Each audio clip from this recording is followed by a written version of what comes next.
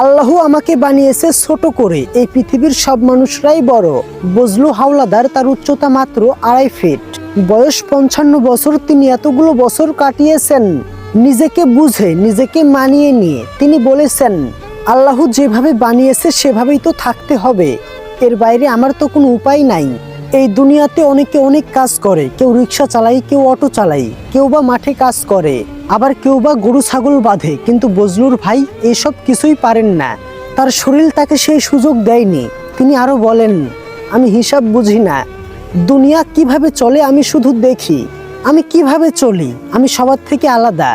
এই আলাদা হওয়াটাই তার জীবনের সবচেয়ে বড় বাস্তবতা। তিনি বিয়ে করেননি, তিনি সংসার করেননি, নিজের বলে কেউ নেই। আল্লাহ যেভাবে জীবন পার করছে সেভাবেই একা একা জীবন পার করে দিচ্ছেন।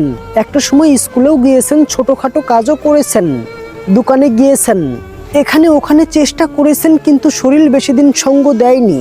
কিছুদিন পরেই এক জায়গা ছেড়ে আরেক জায়গাতে যেতে হয়েছে। তিনি আরো বলেছেন, আমার পাশে যদি কেউ একটু দাঁড়ায়, কেউ যদি একটু সহযোগিতা করে, তাহলে আমি মোটামুটি চলতে পারি।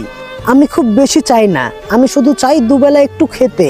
এই ছোট্ট শরীর নিয়ে খুব বেশি খাবার শক্তিও আমার নেই, আমি খুব বেশি একটা খেতে পারি না।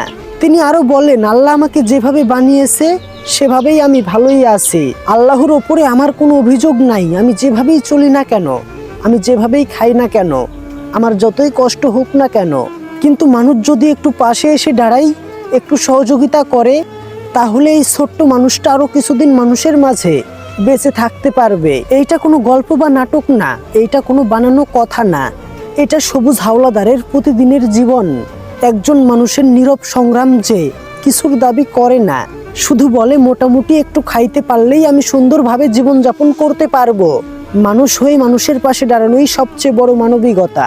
হয়তো আপনার সামান্য সহানুভূতি এই মানুষটার জীবনে কিছুটা স্বস্তি এনে দিতে পারে। আল্লাহ আমাদের সকলকে মানুষ হওয়ার তৌফিক দান করুন, আমরা সকলেই বলি আমিন। 55 বছর বয়সী, 2.5 ফুট উচ্চতা সবুজ হাওলাদার। তিনি মনের দিক থেকে একজন বিশাল মনের মানুষ। শারীরিক মাপ কখনোই একজন মানুষকে বড় করে না, মানুষকে বড় করে তার মন, তার কথা বলার আন্তরিকতা, সেই সরল হাসি, সেই সরল ভাষা, যে কাউকে মুগ্ধ করবে।